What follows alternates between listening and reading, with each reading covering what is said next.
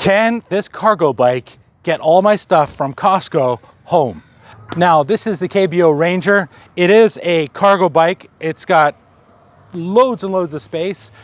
If you happen to own one, or if you're thinking of buying one, it even has space at the front for a big rack at the front as well. But what I wanted to show you was the difference between a cargo bike and just a regular e-bike.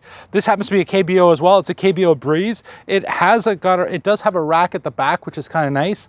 But anyway, without further ado, let me get inside Costco and find out. Because I actually live about 10 miles, maybe 11 miles that way. 16, 18 kilometers away. So it's a bit of a trek to get here, but let's see if this bike will get me here and back again.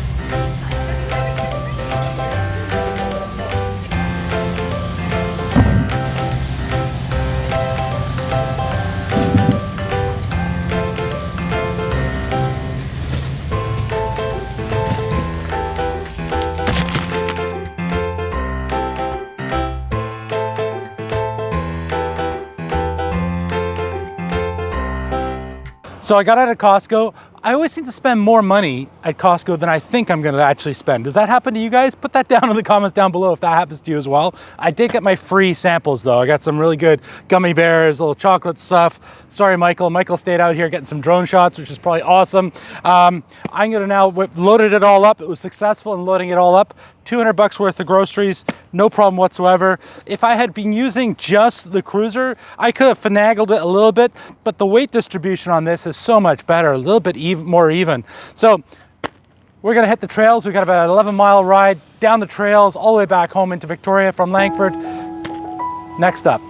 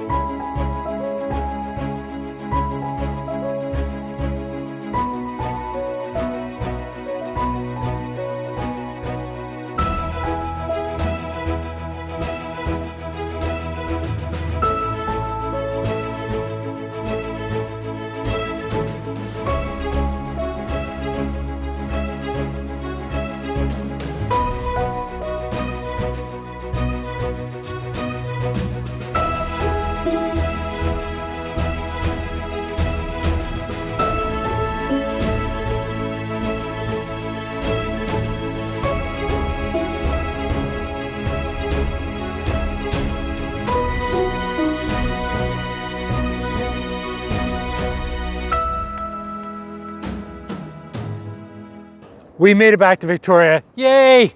So, you know, part of me wanted to do an actual review of a cargo bike versus a cruising type bike to sort of showcase it by obviously having my little daughter, little son on the back of it. But my daughter's 20 years old now, so that's a non-starter.